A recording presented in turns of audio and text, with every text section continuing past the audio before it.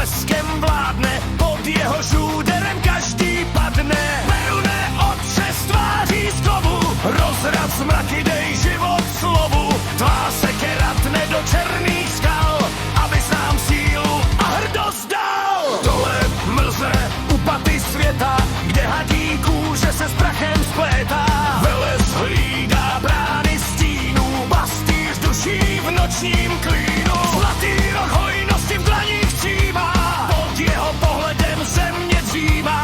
Bůh lesů, magie a starých cest vede nás tam, kde končí trest. Hej, bohové naši v krvi a v hlíně, pijeme z rohů v posvátné síni.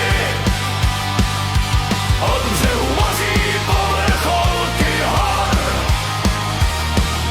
zpívá vám v poctě slovanský sbor.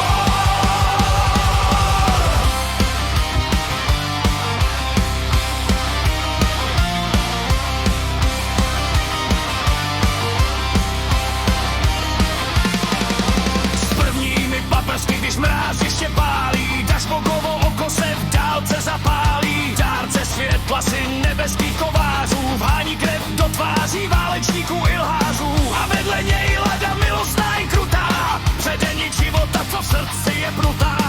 Matka bouře i jarního květu dává za našemu divokému světu. Z tvaru žiči ohni v naší hudi, lestry bogu vědce, co bouři budí. Lukoš, matko, co v zemi nás střežíš, druhu se klaníme, v pravdě teď ležíš. Hej, bohové naši v krvi a v hlíně,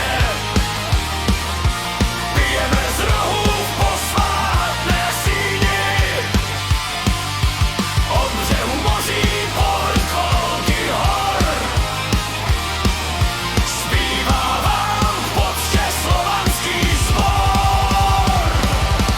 Hlasy předků v korunách stromů volají syny a dcery domů. Idoly stojí, oběť je dána, slovanská krev je v mořích.